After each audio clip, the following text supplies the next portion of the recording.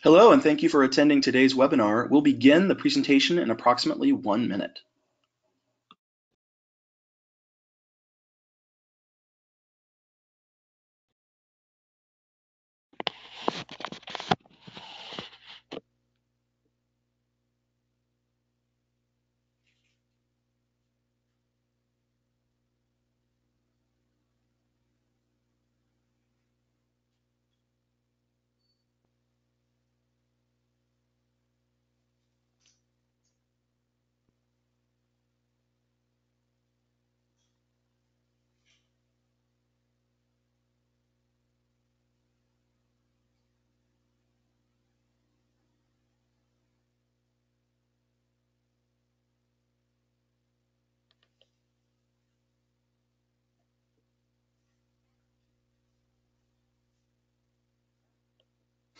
Hello, and welcome to our webinar, 70 Petabytes, One Cloud Backup Solution, the Oath Story. My name is Isaiah Weiner. I'm a Senior Manager of Solutions Architecture in the Partner Team for Amazon Web Services, and I'll be your host and moderator for today's presentation. When you joined today's webinar, you selected to join either by phone call or your computer audio, and if for any reason you'd like to change your audio selection, you can do so by accessing your audio pane in the control panel. From this control panel, you also have the opportunity to submit questions to today's presenters by typing your questions into the chat box. We collect the questions. We'll address as many of them as we can during the Q&A session at the end of today's presentation. And at the end of today's event is a brief survey. Please stay connected until the end of the broadcast and submit your feedback, as your opinions count. Lastly, this presentation will be available through SlideShare along with a recording of the webinar on YouTube sent to you via email in approximately 2 to 3 days after the conclusion of this event. So keep an eye out for the follow-up email address that you used to register for the webinar.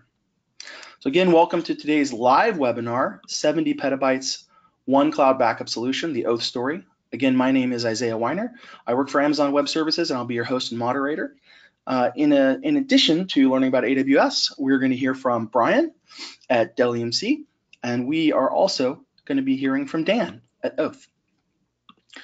Today, we're going to be talking about data protection. And it's funny because data protection is one of those things that often gets prioritized last, but when you talk about moving your workload to the cloud, it very quickly moves to the forefront. And so we hope that what you take away from this webinar will be things that are actionable, how you can actually lower your cost, and how you can back up and recover data easily and securely. When we talk with our customers, our AWS customers, they tell us that they have sort of 3 main problem areas that they're trying to address on-prem, and that's why they take their workloads to the cloud. The first problem is that deployments, because they're CapEx-based and physical, are often slow and complicated. And so when we say complicated, it's all relative, right? In the cloud, you click and you go, you turn on an instance, it's instantaneous. When you're doing something on-prem, you have to order something, you're dependent upon somebody's supply chain policies and assembly and shipping and inventory. And then once it gets to your loading dock, it's your responsibility, or if you outsource that responsibility, it's somebody else's job to rack it and stack it and configure it and make sure that it fits into your architecture. And that architecture might be an architecture that is designed for performance. It might be something that's designed for data resiliency. It might be something that's designed for compliance. Whichever it is, our customers have told us that doing it on-prem is complex and slower than doing it in the cloud. When we talk to our customers about other problems that they have, they tell us auditability is something that's difficult to enforce purely from an efficiency standpoint. When you're deploying things in low volumes, the processes that you use aren't as efficient as when you do something in high volume. And so therefore, you might be more prone to mistakes. And then as we see more and more large companies transition from CapEx spend models to OpEx spend models, what we hear from customers is that they don't want to have to spend money in the form of things like leasing. but they'd like to have a utility-based pricing model. And so we try to, when we look at our end-to-end solution sets inside of our partner ecosystem, we want to make sure that that's something that is available to our customers. Now, the building blocks inside the cloud that everybody uses are pretty much the same. From a storage perspective, we've just laid them out in front of you here. You've got your Amazon EFS, which is like a managed NFS share service. It's a way to have an NFS service without any infrastructure deployed that you have to manage. You've got your Elastic Block Store, which is the system disk that gets deployed with all of the EC2 systems, and a lot of persistent storage inside of AWS is based on EBS. You've got local flash that previously was called, an ephemeral drive. A lot of people still call it that, but the proper name is the instance store. And then you've got other services like S3 and Glacier. S3, probably the most well-known service. One of our first services, not the very first one, but one of our first services. The Swiss Army knife of cloud storage. The semantics of Amazon S3 are so easy to use. The put and get simple model. It gets frequently adopted first by folks who are writing software to store data in the cloud. It's got different storage classes, so things like standard IA, which is an infrequent access model for reduced cost. A simple way to think about it is that if S3 standard is 100% of the potential object storage cost, if you were to use S3 infrequent access, even if you read back 100% of the data that you wrote in, it would still be 30% less than that 100%. So it's a great way to save money for data that's not accessed frequently. And then there's things like Glacier, and Glacier is actually a separate service. It's not just a storage class. And the general rule of thumb for Glacier is, if it was on tape before, Glacier is a good place for it. And if it wasn't on tape before, you probably don't want to put it on Glacier. So that's a good rule of thumb, something good to remember. We've got other components here that a lot of folks try to take advantage of. The biggest one pertinent to today's discussion is what we call ISV connectors. We also work very hard with our partners to make sure that things like Snowball and Direct Connect are properly supported. We have native products as well, like for example, AWS Storage Gateway. These products, if you were to look at this graph, this chart, 3 years ago, there'd be a lot less stuff on it, right? You wouldn't see S3IA, you wouldn't necessarily see Kinesis Data Firehose, you wouldn't see Snowball if it was 4 years ago, we had a lot less partner ecosystem components before. You wouldn't see EFS. And so what does that mean? That means that we're innovating, and we do this based on customer feedback. And that customer feedback tells us that there's still a lot of stuff out there that people need. And there's always going to be a gap between what we provide and what customers need. And that's where our partners come in. So through our partners, in fact, customers are able to accomplish those things that they want to if our native services aren't quite up to snuff. And that's exactly what we're going to be learning about today. So we have many partners, thousands of partners inside of our partner ecosystem, and it helps ease the friction between what people want to do and what people need to do for their business.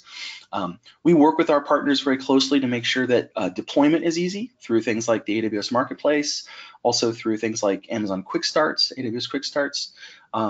We make sure that our best practices are well known and understood. We make sure that when it comes to pricing models, that it's not just a bring your own license type situation, that there's also utility licensing for products. And for a lot of folks who want a solution but maybe couldn't ever really even necessarily afford it, utility pricing is actually a way that they're able to, for the first time ever, use a solution that they desperately needed. When we work with our partners, the other thing that we try to lead with the end-to-end solution is, what is the AWS customer experience? Are we earning your business every day you're using this solution? And when it's utility pricing, that's right up in front in the discussion. So for the purposes of today, the things that you're going to be learning about fall inside of the top block of this chart in our shared responsibility model. So if you've not heard of our shared responsibility model, it's sort of where Amazon draws the line between what is the infrastructure that we're responsible for, and what is the infrastructure that customers are responsible for. Now, if you look on those bullets, the list for the customer is longer than the list for Amazon. Maybe not necessarily as all-encompassing as things like the global infrastructure component in the Amazon box, but there is a lot there, and sometimes that can be intimidating for customers. And so what we like to do is we like to shore that up, and the way we shore that up is through the partner ecosystem. So because all of those best practices and all of that tight integration is being done between Amazon and our partners, it's actually less for the customer to manage. And so we're very grateful to our partners for stepping up and helping our customers fill that gap. It helps them a lot. So some of those customers you'll see here, these are all folks who are very well-known brands, right? These are, when you take a glance here, you see, everybody here. There's no question. There might be one or two that you don't recognize, but almost all of these are household names.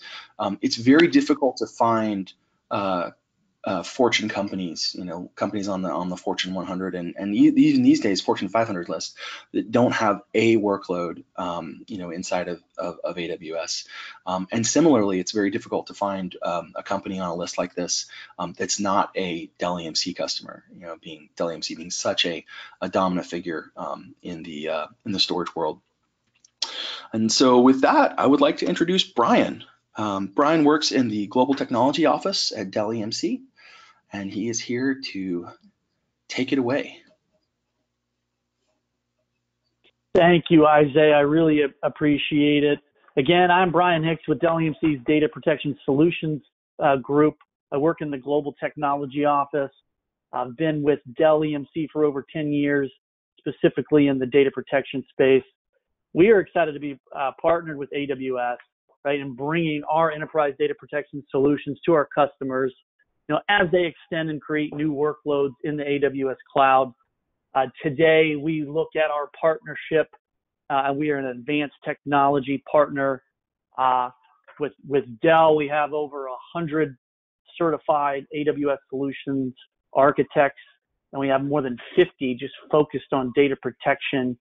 And as a leader in the data protection solutions marketplace today, look forward to continuing our solutions in AWS and being the leader both in private and as folks move to the public cloud with AWS.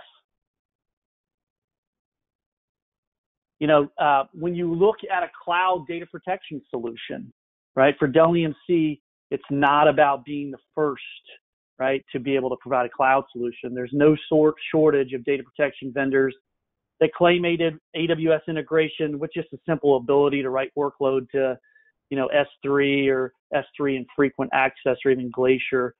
At Dell EMC, we believe there are many factors that lead to enterprise data protection in AWS, and you can't simply move a legacy data protection architecture into the public cloud and expect it will work and behave the same way and provide the same benefit. We need the same results, but we look at it, right, for Dell EMC, it's important.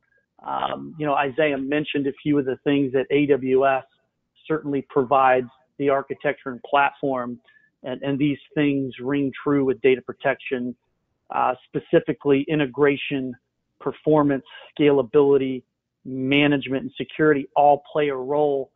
Also, Isaiah mentioned that a lot of times, especially in the on-prem world, we kind of forget about data protection. It comes in, on the back end of the requirement, but as you move and generate new workloads in AWS or the public cloud, data protection, things like security, these things start shifting to the forefront. I'm going to dive into a few of these areas over the next 15 minutes to illustrate the importance and impact of these things as you analyze moving and creating new workloads into AWS, and you're faced with protecting your business data just as you do, on-prem today. So we look at a few of these things. Performance, And I'll kind of show the architecture here in a minute, so bear with me. Performance is key. These are drivers that kind of generate scale and lower TCO. But instead of having to have workload go through media servers like in a legacy architecture, we can send client data right from the client, right to S3 in a deduped fashion, deduplicated format. So just one virtual appliance, for example, can do 28 terabytes of backup and more, and in a distributed framework from the clients, in just 12 hours. So we get a lot of performance from going kind of this direct model. When we look at scale, again, just one virtual appliance from our data protection software can protect up to 6 petabytes of logical capacity, right? So we can, at scale, we can do a large number of clients, a large number of capacity scale. And what's important to note is we do that with minimal footprint, right? So when we look at, as I stated, moving legacy kind of architectures into the public cloud, you can over-rotate. It's not just about going to S3.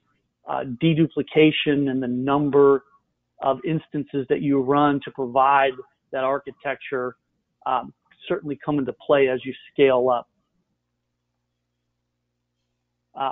Other things from an efficiency, obviously, Dell EMC being the deduplication leader, we have client-side deduplication. That allows us some efficiency. So when you look at things like 4 to 6x deduplication on top of the low cost of AWS 3 object storage, you get extra benefit right there. The cost to store, if you will, is much lower with that scale. I'll also show you, security is of major importance. Encrypting data in flight and at rest. So when we transfer it and when we store it, and making sure we secure that communication, so you can ensure that when you recover, those things have not been compromised, and your intellectual property and your business data is safe even when it's in AWS. And then things that we might take for granted in an on-prem world, backing up the data protection solution. You have to do that manually on-prem, but providing a way to do that automatically in the cloud. So if problems do occur, you can recover the actual data protection solution. So you can get back to business and ensure that you have your data backed up and it's available to recover is of key importance in the design.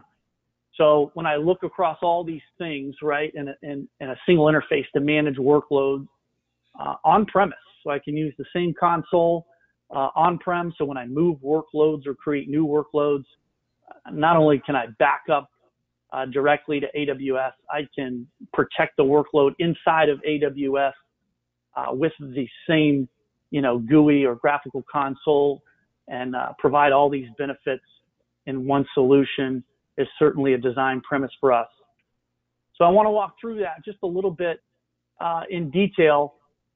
You'll hear from our field sales reps and our systems engineers. It's a model that we have: architecture matters.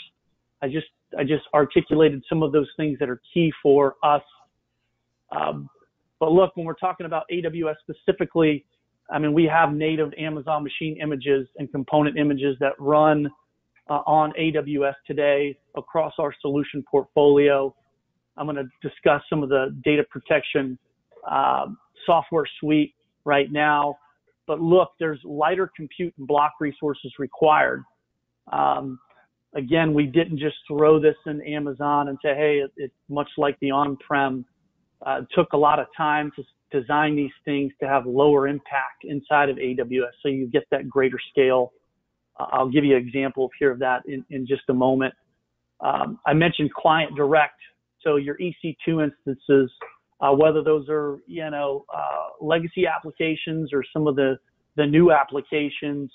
Some examples are Oracle, SQL, and some of the newer instances of NoSQL and MySQL, and even things like Hadoop. The clients can go direct to kind of the data protection storage to our software. so the transfer is fast and it's light. And then dedupe, the dedupe data is sent compressed and encrypted to Amazon S3, and Amazon S3, you can life cycle it off to infrequent access for long-term retention of the data.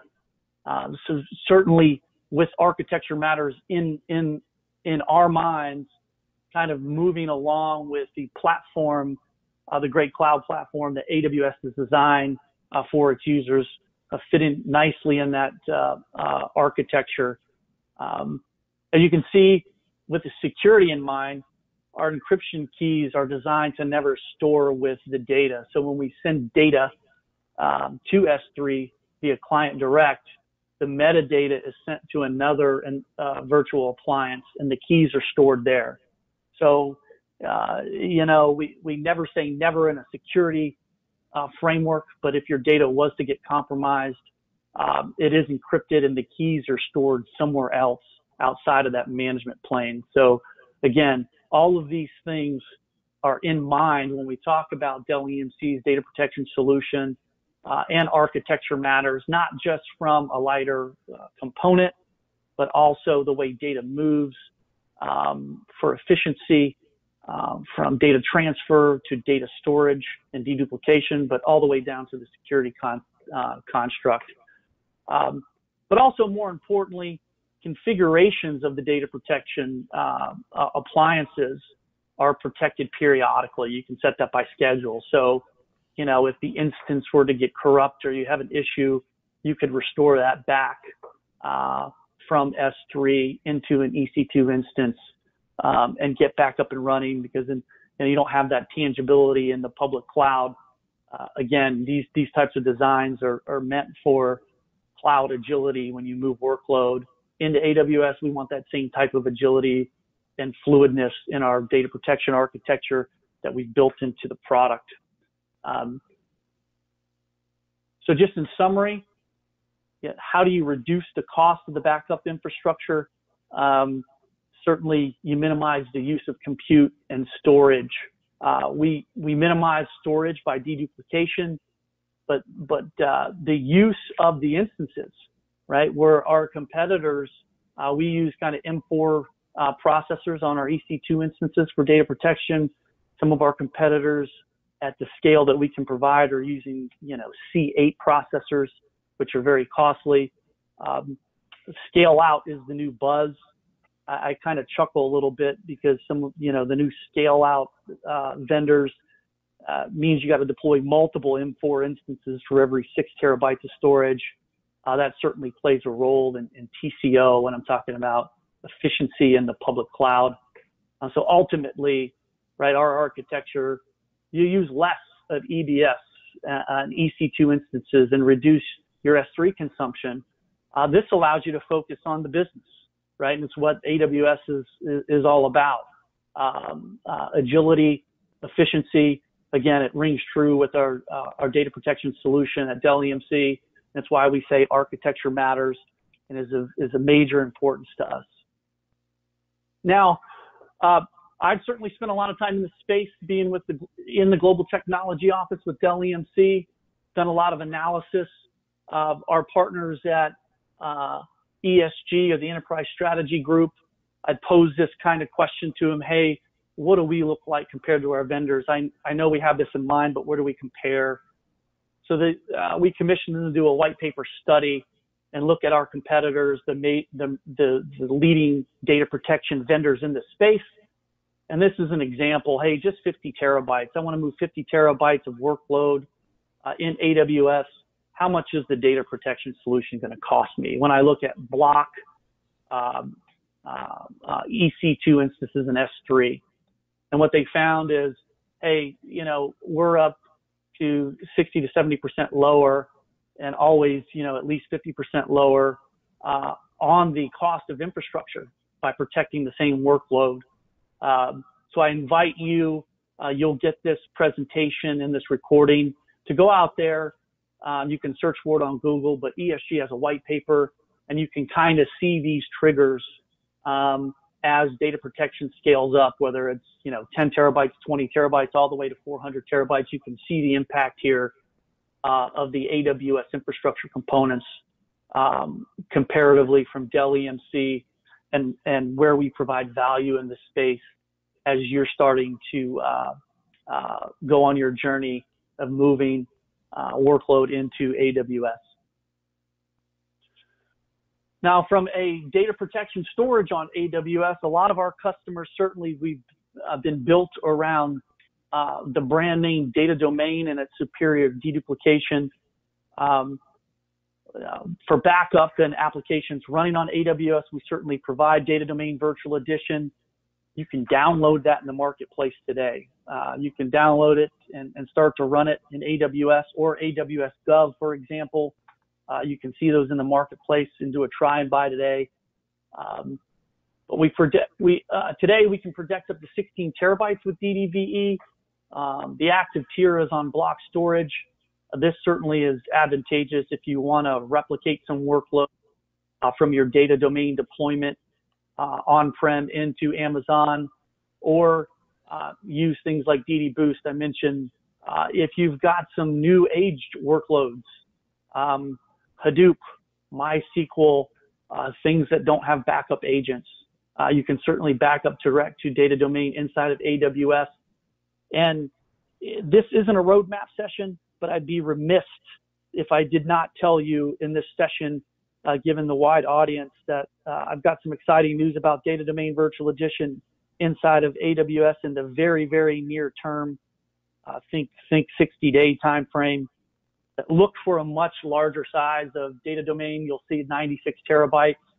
So a large size block for protecting and replicating data domain workloads into AWS. We have over 70,000 customers, and that's why I'd be remiss to tell you about that. But also look for the deduplication pool to move to object storage, which we're very excited about. You'll hear more about that in a public announcement from Dell EMC Data Protection in the next 60 days. So certainly a lot of advantages here from our data protection software suite and our data protection storage and the brand name data domain, where we have large scale adoption and benefits in the on-prem world. Certainly looking to adopt those benefits and that architecture, the object architecture, and the benefits of low TCO in AWS as we move forward.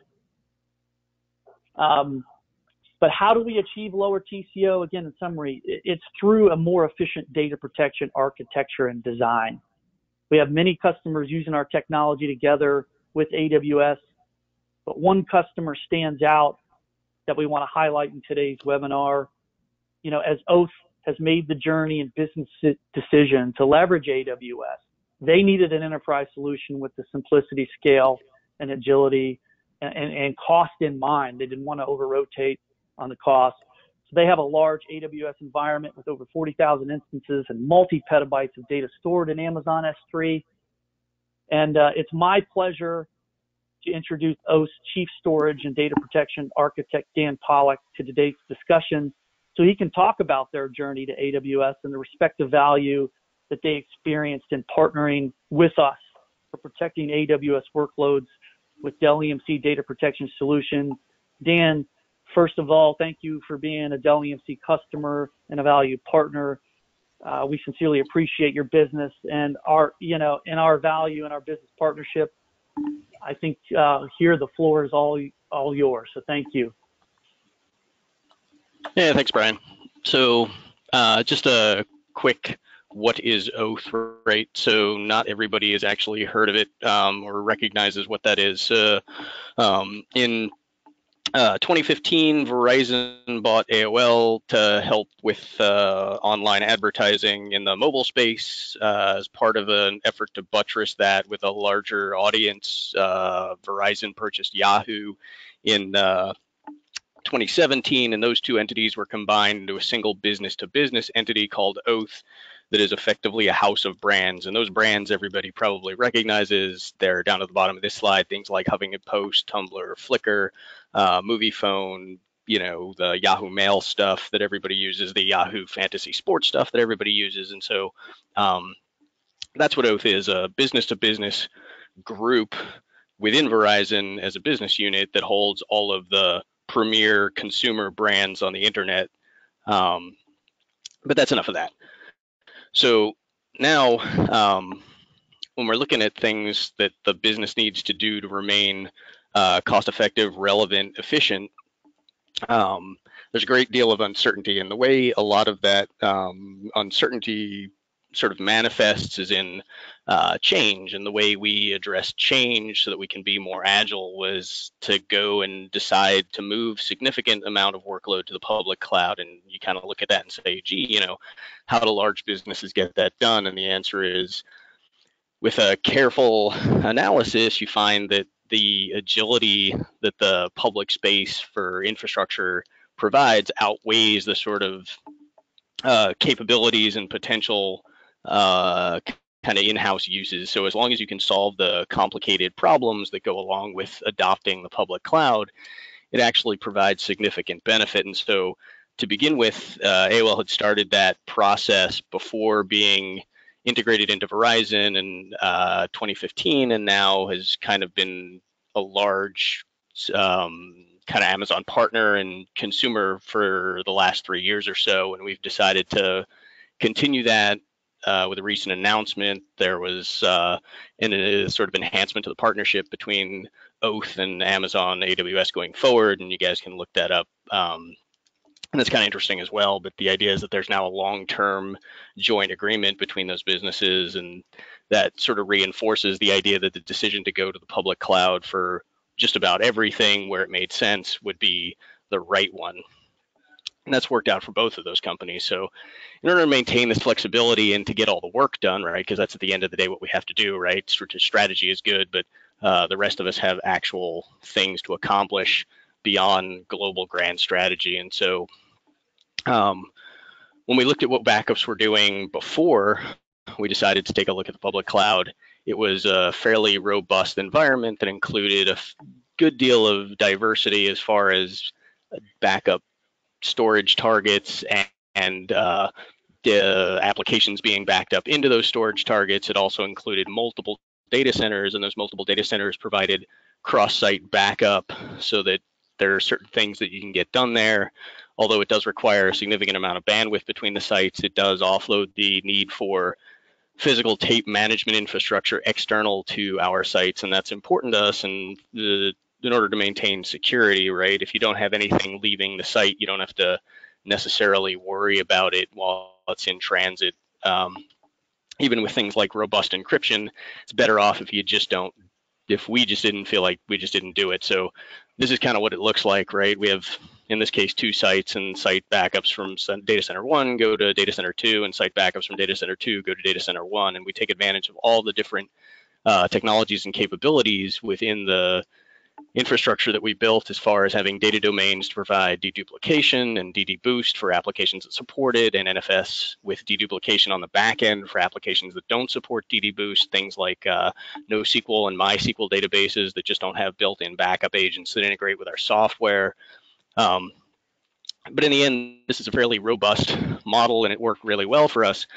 But we wanted to take the step into the public cloud and say, okay, if we take this working model, how badly can we disrupt it, and should we disrupt it at all within our environment, and what do we want to do as far as the things that we need to accomplish in the public cloud to get data protection done? And there are a lot of concerns around that, right? So finance has its own set of concerns, and management has their set of concerns, right? They're not necessarily adversarial, as, this is not finance versus operations or management versus operations. But for operations, which is where I live, we have a certain set of requirements around manageability and monitoring and usability and things like that. But finance and management have a different set of goals, right? Finance wants to keep the costs down, and they want to keep their options open as far as what they can pay for and when. Management just wants to minimize disruption. It's very difficult to have to explain things like outages and inefficiencies and sort of difficulties like that. So with all of those things in mind, there's some problems to solve there. And then, just within the team from an operational standpoint, right, there's new skills to learn and new capabilities to take advantage of, and new things to kind of deal with as the public cloud launch occurs. And then there's just sort of concerns for everybody, right? Like the reliability of the cloud is different and it is accomplished in a different way. People who are used to basic infrastructure providing reliability have to do things a little bit differently, and that's sort of, you know, the way the cloud works, right? You don't get a generally very available, very highly available system out of the box. You have to kind of build that in at a higher layer, and that's a new thing to kind of internalize and deal with.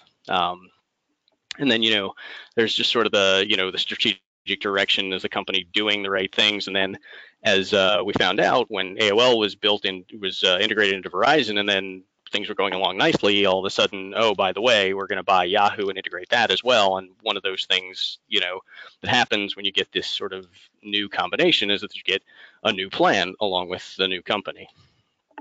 And so, you know, these customer needs are pretty much just a recap of the whole, you know, common concerns, right? This is all kind of motherhood and apple pie stuff, right? It's got to be easy, it's got to be cheap, and it's got to be able to change on a dime when somebody says we wanted X, but now we want Y, or maybe we want ABC, right? So we took a look at what we would move to the cloud as far as data protection needs go, and, you know, these are some of the choices. Ultimately, we decided to take a look at sort of the cold data and the long-term retention data, the stuff that's sort of easy to dedupe, fairly infrequently accessed in case things like bandwidth and latency are a problem. Things are sort of infrequently restored, right? And so once we had that kind of thing in mind, we said, well, who does that well, and who should we work with? And, you know, for us, we'd already been investigating a change from one technology to that we were using in the backup environment to the Dell EMC sort of data protection software suite, and we'd already been large consumers of their back-end infrastructure and hardware for backup targets to begin with. So looking at all those things, we found that the software costs were lower, the tools were the same, and that provides a lot of capabilities when you're talking about, do I have to do different things in the public cloud versus the things I do in my own data centers? And the less that you have diversity across those two different environments, the better off you are, right? So if all of your administrators and clients and everybody else all use the same sets of tools, both in-house and in the public cloud,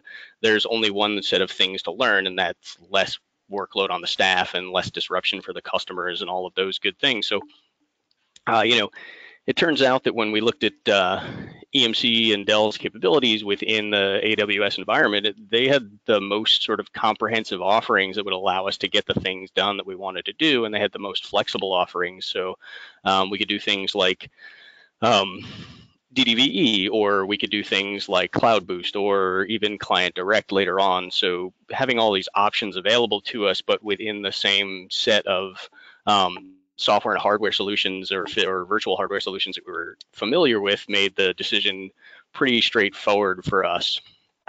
So things we use in the environment like Data Domain Virtual Edition that is completely compatible and totally complementary with our physical appliances. So in the first slide I kind of showed there with the mapping of the two different data centers, we had data domains talking to each other and replicating across sites for certain things. Well, it turns out with the virtual edition, you get basically the same set of capabilities, or you get exactly the same set of capabilities with the virtual edition that you do with the physical appliance. And those things are compatible such that you don't even have to make any accommodations for the things like replication or your backup software or any of those things. So being able to say all of our virtual edition data domains behave exactly like all of our physical edition data domains makes it easy to sort of unify the environment from a backup target standpoint. And for places where things like we wanted to bypass the data domain infrastructure for whatever reason, either the data set doesn't dedupe well,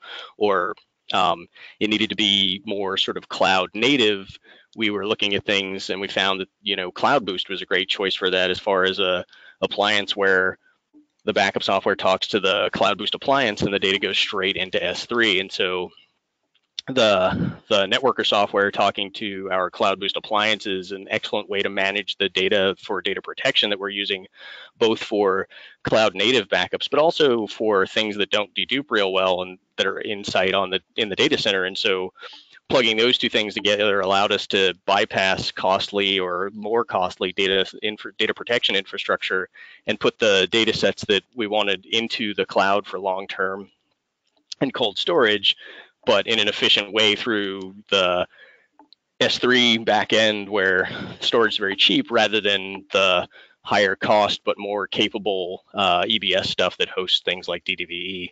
And like I said, this is all integrated very well with Networker as a backup uh, data management choice. So all of those things together combine into one big, easy to use, but very capable solution that allows us to maintain that flexibility and low cost and make all those folks happy about all the things that we did, right? So, you know, we looked into all of this, made sure we had the right set of folks doing the work and the right set of capabilities, and made sure that all the devices did all the things we did. And we provided a ton of feedback to Dell EMC and provided a bunch of early access took a bunch of early access to things like DDVE. And we've been using some of the larger devices for a while now, as opposed to Brian announcing that those were coming out for general availability soon. We've actually had those sort of in-house for a while as part of the early access and validation. And we did that for the initial launch of DDVE as well, and some of the other stuff like Cloud Snapshot Manager. So yeah, the ability to work with EMC and Dell as a partner is really great, and that not just that we get the early access, but that we know when we're looking at the solutions that they have the exact set of features that we need. And that's probably good for everybody as we get kind of along the way. So this is one of our more interesting use cases. It sort of illustrates flexibility. We have these two sites in the EU, and one of them is in Frankfurt in the data center, and one of them is in London in an office closet. And the idea there is that there's a bunch of data in the EU that needed backing up, and some of it, like the data center stuff, was good in that it was well protected and well maintained and environmentally sound. But people decided that they didn't want to have a data center in Frankfurt anymore, so we had to close it. And then we had a replica target to a London data domain in a closet, which is not great from a physical infrastructure standpoint. Everybody has to deal with that sometimes. So in order to provide offsite DR for the EU, we had this sort of less than ideal setup with a box in a closet in London and a box in the Frankfurt data center that we wanted to get rid of. And of course, we have clients in Frankfurt and Amsterdam and London and a few other places. But the idea is that this was working well from a remote data protection standpoint in the EU, and all the clients are being serviced. But as you know, that sort of flexibility need arises where they tell you, we want to get rid of this data center, and the London closet has never been a great option, but it is all we had available to us. So, okay, well, now that we have the public cloud as an option, what do we do? And the answer is, we get to do this thing. And now we have multiple regions in the EU. Instead of one physical data center in one closet, we have virtual editions running in Amazon Amazon regions. So we're protected across availability zones and across regions within the EU, but they're still sort of geographically equivalent to what we had before. So the EU West is effectively close enough to London that the London clients don't notice any difference, and the EU Central region is close enough to our Frankfurt and Amsterdam clients, so they don't notice anything. And it turns out one of the things that's not on here is the fact that when we were moving from the physical edition to the virtual edition of data domain in the EU, we were able to replicate from the Frankfurt physical to the EU Central virtual, and then cut that over, and then simply instantiate the one in the EU West and tell the London clients to move their backups and have replication accomplished between the EU Central and EU West data domains.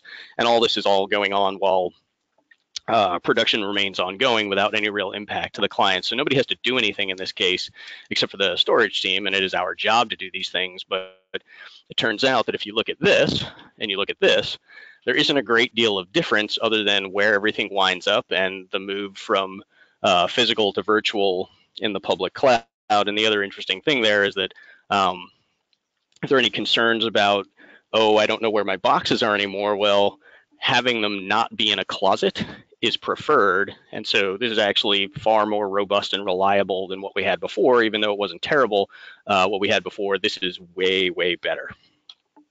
So then we have this other sort of anecdotal one, and this is the after for some asset management systems that the media studios that we have that create sort of streaming content within the different brands. And the idea is that we have this asset management system. It tracks a whole bunch of video assets. They take up a ton of space and they need backing up. And the Beverly Hills site is actually another one of those that was not sort of a victim of flexibility, but the victim of the combination of the two companies. When we looked at where we had studios and asset management for those studios, they said, well, gee, you know, we have a lot more people in Sunnyvale than we have in Beverly Hills, so we should probably get rid of that the Beverly Hills site. And so one of the things that allowed us to happen, and this is the sort of middle state, there's actually one state after this that we don't have a slide for, but the idea is that we backed up all the studio assets from the Beverly Hills office into AWS and then physically picked up the site hardware from the Beverly Hills office when we decommissioned that office and moved it to Sunnyvale to combine it with the asset system that's physically there. And now we have backups from the Beverly Hills site, which are safe just in case people need them while we're physically moving the site from Southern California to Northern California, which is a non-zero time, non-trivial effort. And so that way the data is protected, the data is conveniently located, and eventually it's all combined back together. And so one last one, just sort of in cloud, we also use the same kind of infrastructure that we have in the physical spaces for the AWS sort of contained spaces. So if people have EC2 instances, we have networker instances out there.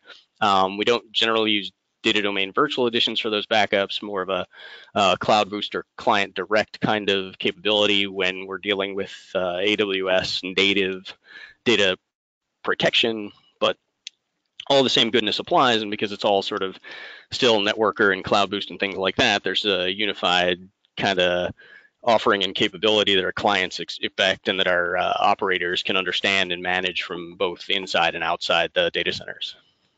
So, you know, here's a sort of results summary, right? We have a single set of tools, really, that both provide internal and external data protection. It's all Dell EMC storage targets and networker software.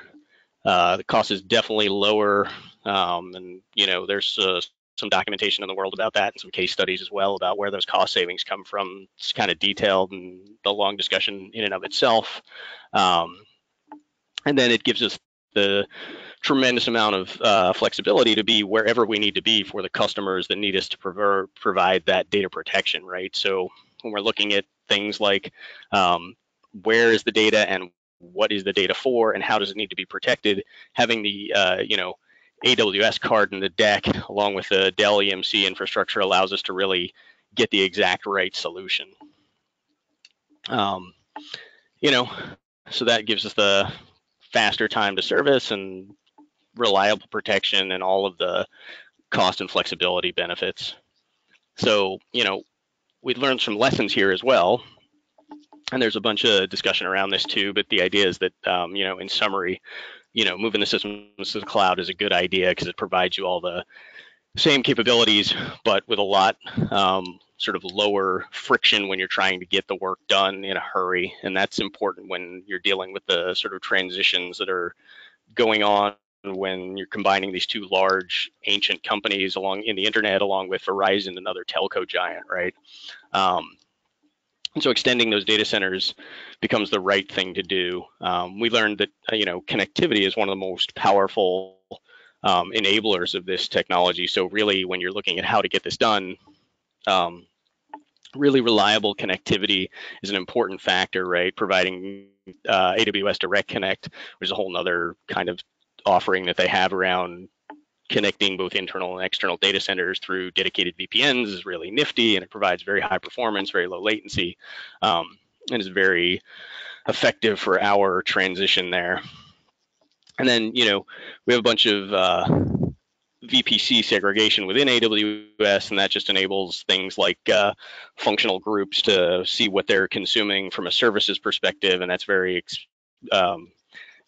well appreciated when you're looking at the actual sort of costs that you're putting on the business and what they're for. So having that fine-grained management of the sort of physical billing and the cost layers within and the management layers within AWS is very important to us too. And then of course, security is built into everything. So, along with that direct connectivity, getting the VPNs and policy and encryption and then audit for all of the things that we do enables everybody to have a good feeling from both a management and finance perspective that we're doing the right thing and we're accomplishing the goals that the, sort of business has set out. So, there it is. We're able to do all the right things at lower cost is basically what that says. And, I won't read it to you. And I guess now it is sort of time for Q&A. time. Yeah, Yep. Thank you so much. We have a bunch of questions, and so I want to work backward from the most recent content, because a lot of these questions are for you about your specific situation as an ops person closest to the situation. People have, inquiring minds want to know. So, yeah, sure, go ahead.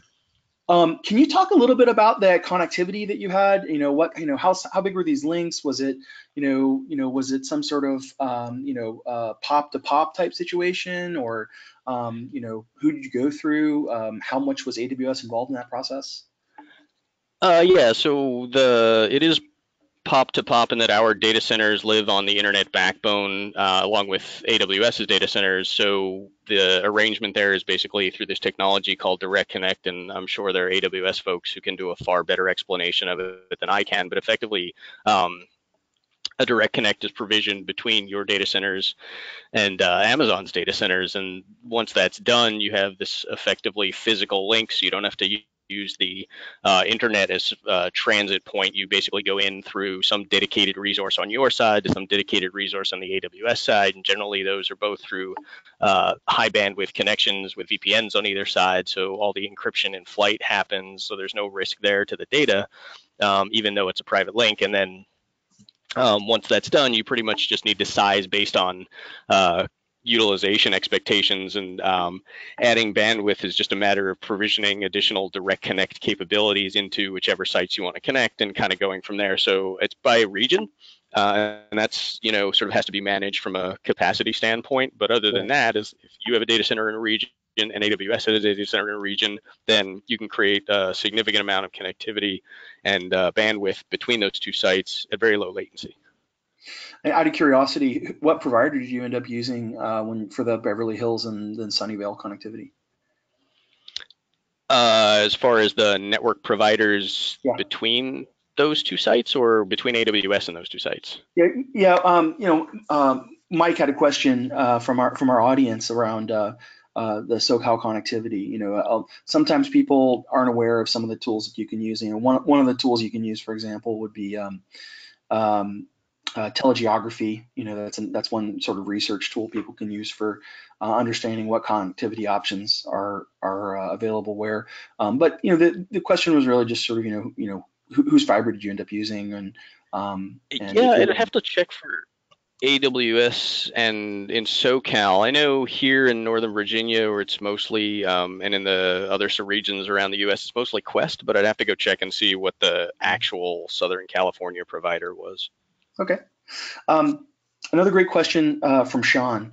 Why do it this way? Why not, go the Amazon RDS route? And I want to sort of preface, what you have to say about sort of why you picked Dell EMC over the native stuff by saying, and this relates to actually a couple of people's questions about, why do it this way versus using native snapshots, those kinds of things. So in the backup world,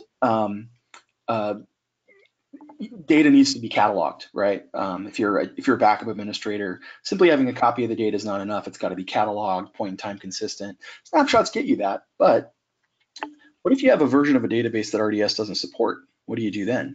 So now you've got to run, EC2 instances, maybe there's a feature that RDS doesn't support or a version of a software that it doesn't support. And if you have to run that stuff in EC2, you're still responsible for the data protection. So to Sean's question about why do it this way versus using native stuff, a lot of it has to do with maybe the use case not fitting directly in the native stuff.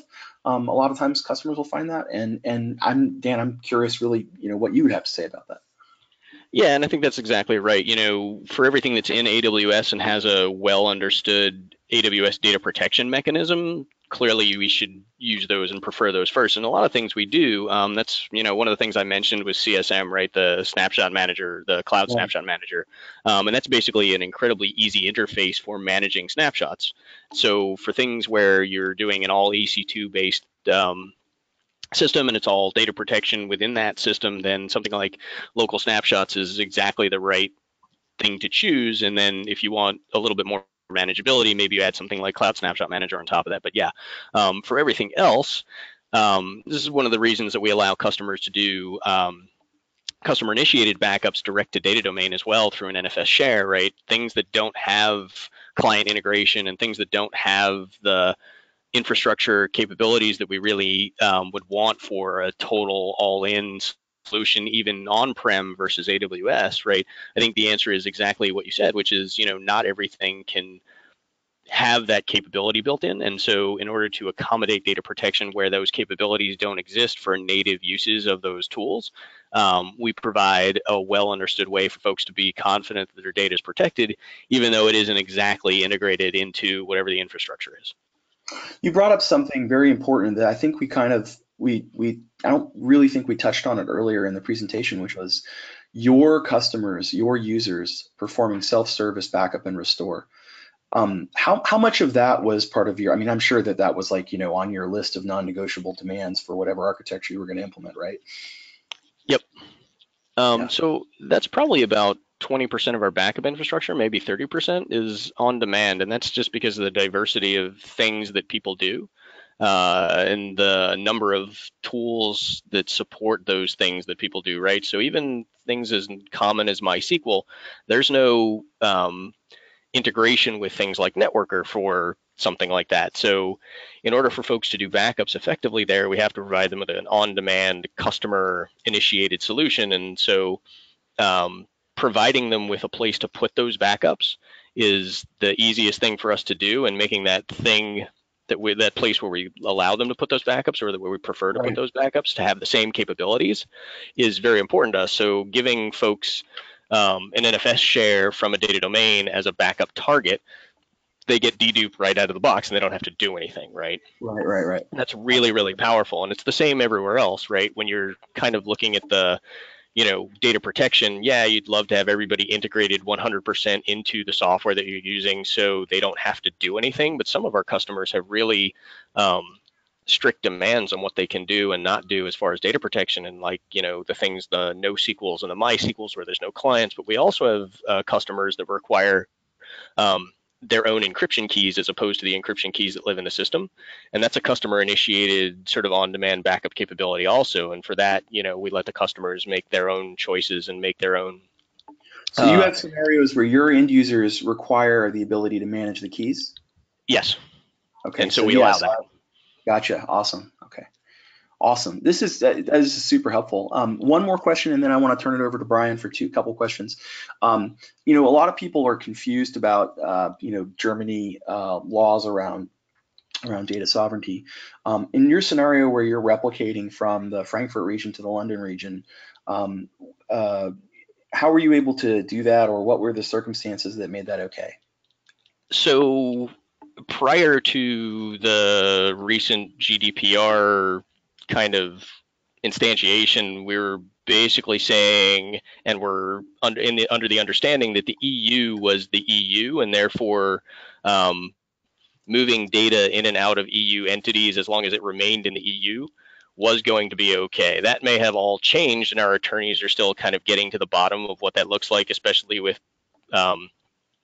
things like London not being in the EU for very much longer. So we may have to kind of examine what that looks like. But for the time being, that EU being the EU story was pretty handy. And then as far as things like GDPR go, this is a data protection system, and it allows for all the things that GDPR requires, right? So when we're looking at the things that we have to do to accommodate those requirements within the EU, we find that as long as we can meet those demands, and depending on what happens to London as it relates to the EU, will be able to meet those requirements. And if not, then we'll have to kind of move stuff around. But of course, once again, this is all incredibly flexible, right? So if we had to move out of the EU West region for some reason, we would move to the EU East region and then remain in the EU again.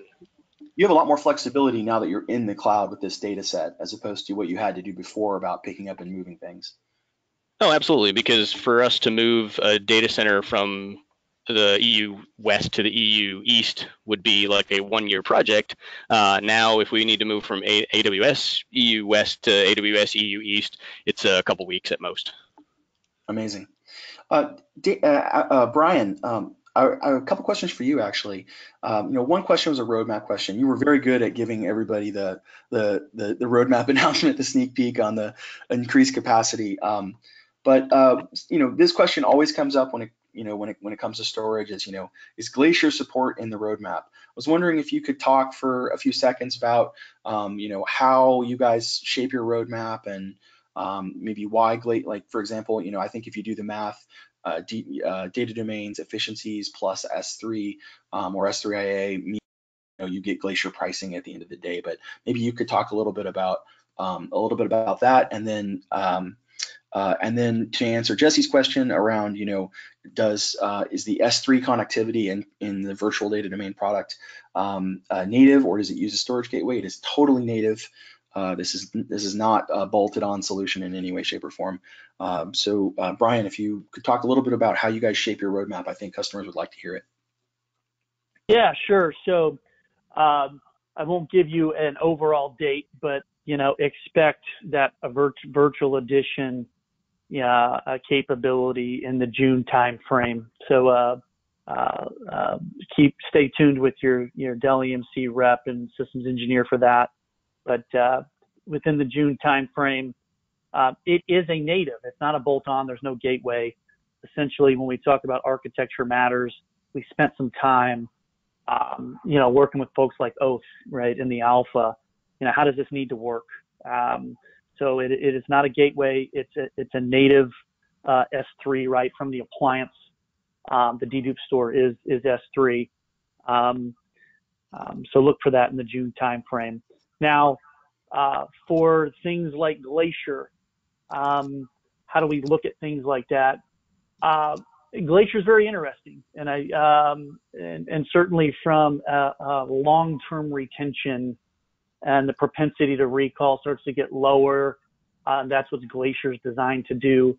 But when we look at deduplication, right, at its core, when you look at the technology, there are times when I have to reach out, right, to a data store to be able to say, hey, have I written before, right? I'm looking at my hash table, but is the data there?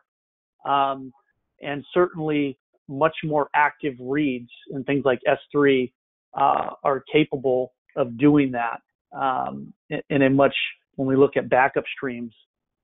So when we look at Glacier at its core, it doesn't mean that it's not good for long-term retention. What it means is in our current form, it's much more difficult to call upon Glacier from a dedupe perspective when we're looking at, hey, do you have that before? And the way the